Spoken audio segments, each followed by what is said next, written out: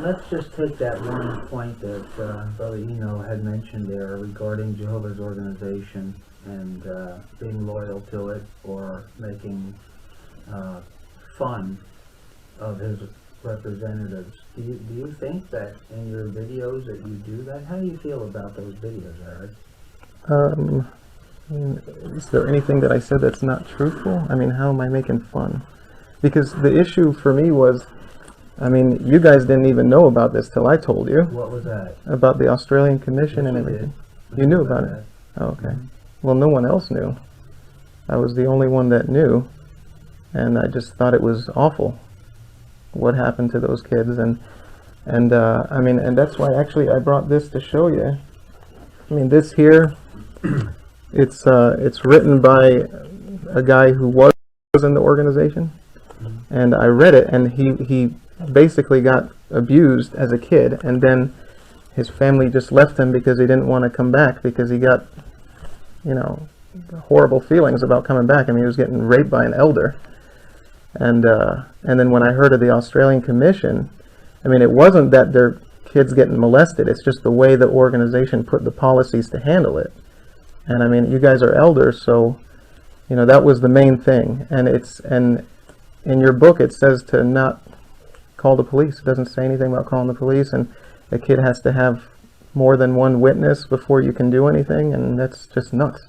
So all I did, I don't know if you saw, all I did was I put what the policy is, and then I showed some news clips about what has happened, people calling our organization a paradise for pedophiles, and then and so a lot of people are leaving the organization, and then they become atheist or agnostic because they believe that Jehovah is the organization, and then when the organization fails them, they just give up on God all the way.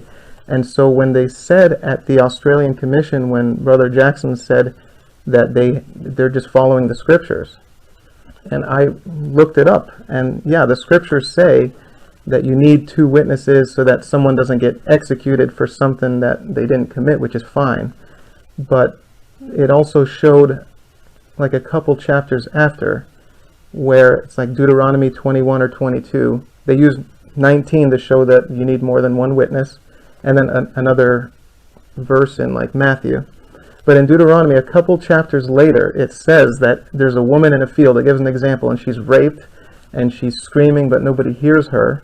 And what was the law? The man had to be put to death. So he was judged, and he was taken care of because of him abusing the woman sexually. So I made that video in the hopes that it would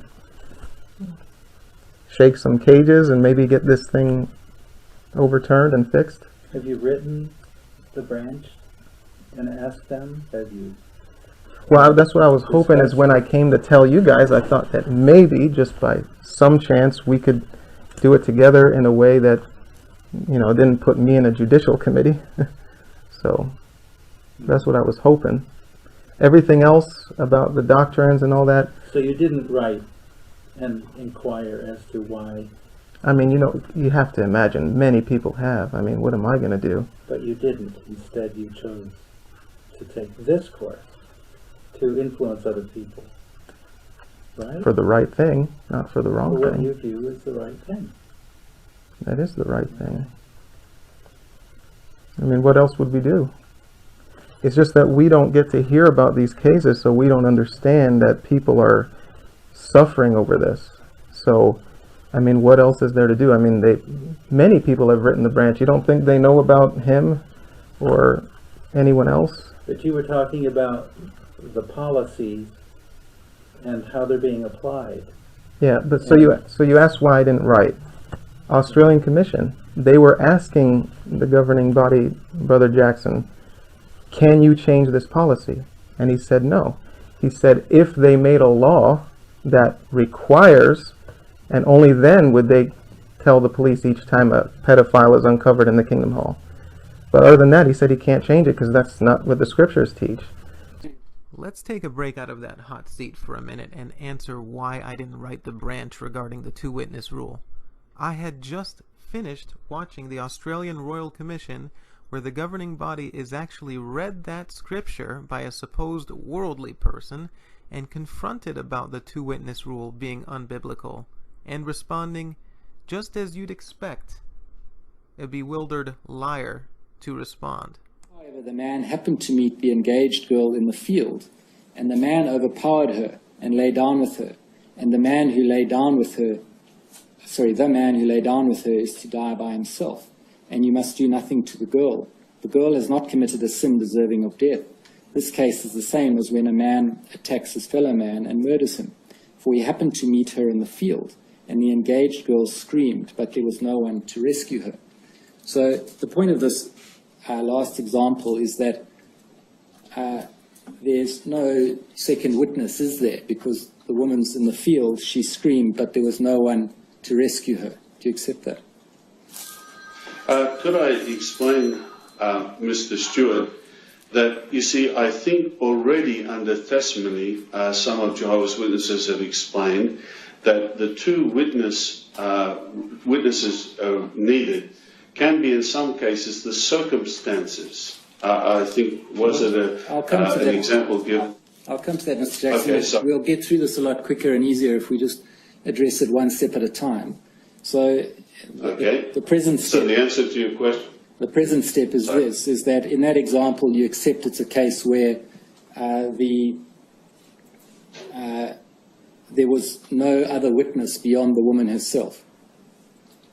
There was no other witness except the woman herself, but added to that were the circumstances. Yes, well, the circumstances were that she was raped in the field.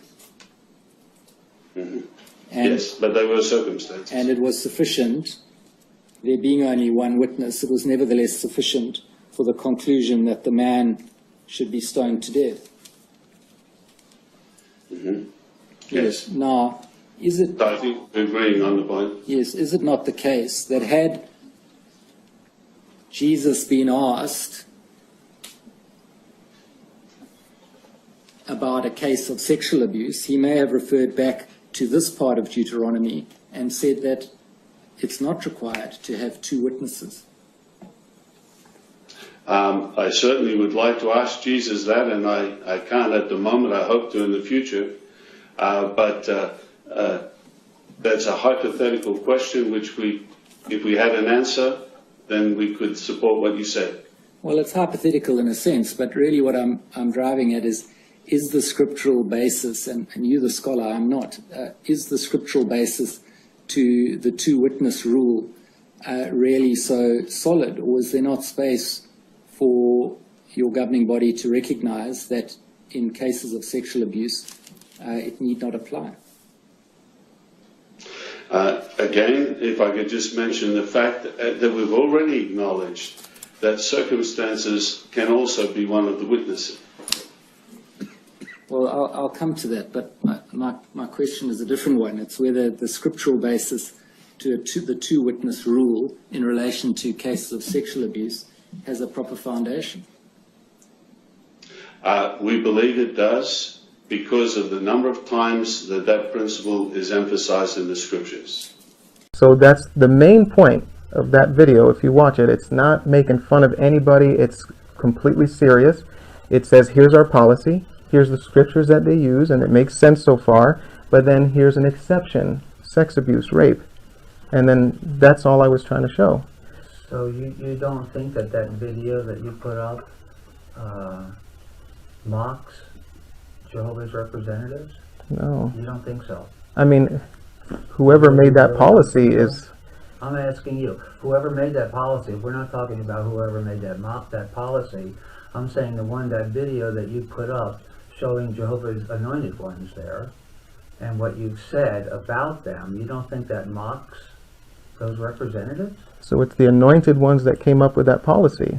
So, I mean, the scriptures say, call no one on earth your leader. We're all brothers, so they don't have authority over me. I can correct them just as well as they can correct me.